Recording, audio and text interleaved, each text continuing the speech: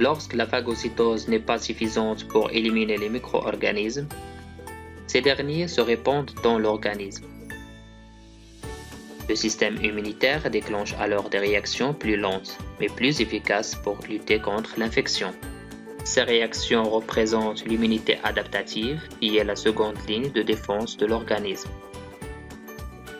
Elle est spécifique à un antigène particulier. Il existe deux types de réponses immunitaires spécifiques.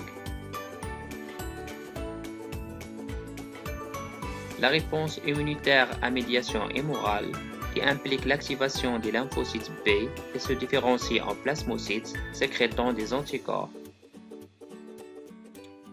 La réponse immunitaire à médiation cellulaire, qui implique l'activation des lymphocytes T8 qui se différencient en lymphocytes cytotoxiques.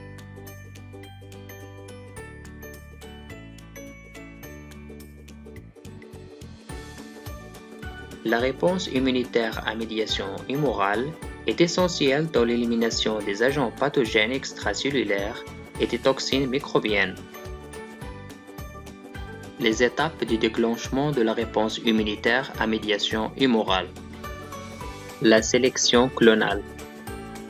Seulement le lymphocyte B qui est capable de reconnaître un antigène soluble y est sélectionné pour se diviser, alors que les autres lymphocytes ne sont pas sélectionnés et ne se divisent pas. Au cours de l'expansion clonale, l'activation des lymphocytes B par l'antigène se traduit par une intense multiplication par mitose. Les lymphocytes B issus de cette multiplication portent tous les mêmes immunoglobulines membranaires. Durant la différenciation clonale, certains lymphocytes B se différencient en plasmocytes, d'autres se différencient en lymphocytes B mémoire. En dernière étape, qui est appelée la phase effectrice, les anticorps sécrétés par les plasmocytes neutralisent les antigènes en formant un complexe humain.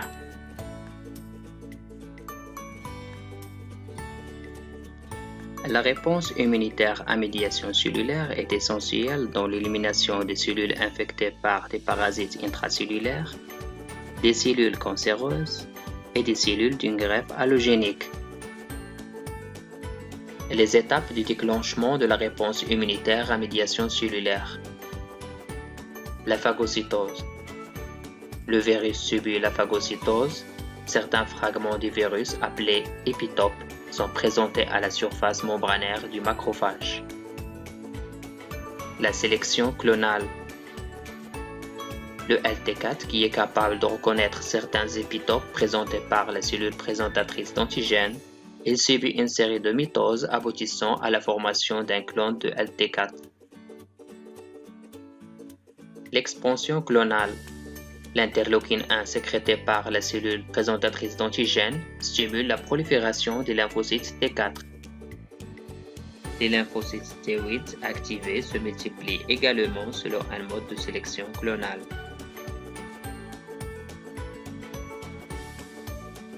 La différenciation clonale.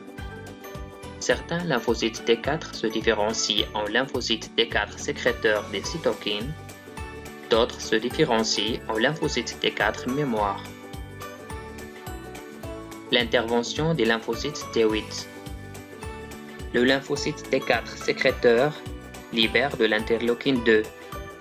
Ce médiateur chimique stimule le lymphocyte T8 qui se différencie en lymphocyte T cytotoxique. Enfin, l'intervention des lymphocytes T cytotoxiques. Ces derniers sont les effecteurs de la réponse immunitaire à médiation cellulaire. Ils libèrent par exocytose des granules de perforine, ce qui entraîne la destruction des cellules infectées par un virus.